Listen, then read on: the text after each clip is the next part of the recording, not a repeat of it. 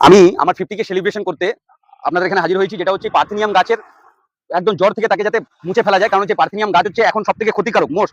এই পার্থেনিয়াম গাছটা কি? এটা একটা সূর্যমুখী উপজাতির একটা উদ্ভিদ, যেটা মেক্সিকোতে দেখা যেত এই গাছগুলো।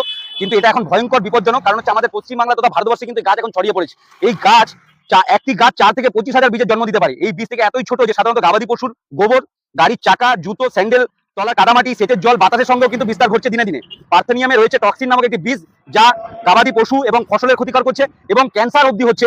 এবং সব থেকে বড় জিনিস যেটা হচ্ছে পার্থেনিয়াম ফুলের যে রেণু, এই যে দেখো, এই যে রেণুগুলো সামনে আসো, এই যে রেণুগুলো দেখো, এই যে ছোট ছোট ছোট ছোট রেণু একদম ফুলের মতন। এই রেণু অ্যালার্জি, হাঁপানি, চর্মরোগ, ব্রঙ্কাইটিস সৃষ্টি করছে কিন্তু প্রচুর পরিমাণে শুয়ে আছে এবং সাইলেন্ট কিলার। মানুষ বুঝতে পারছে না, কিন্তু প্রচুর পরিমাণে কিন্তু এটা ক্ষতি করছে। যেমন হচ্ছে ফসলে, তেমন হচ্ছে কিন্তু মানুষের। গবাদি পশুরা এখন সব থেকে ক্ষতিকারক এবং আমার পক্ষে তো এটা পুরো গোটাটা পরিষ্কার করা সম্ভব না। আমি পদ্ধতিটা বলে দিচ্ছি, এলাকার মানুষ বা পৌরসভা বা যারা এরকম কাজ করছেন তারা কিন্তু এই পদ্ধতিতে পার্থেনিয়াম গাছটা কিন্তু আপনারা জ্বর থেকে মুছে দিতে পারেন। কারণ হচ্ছে এ থাকলে কিন্তু দিনে দিনে ছড়াবে এবং প্রচুর রোগ ব্যাধি ছড়াবে। তো আমি ওই কারণে এখানে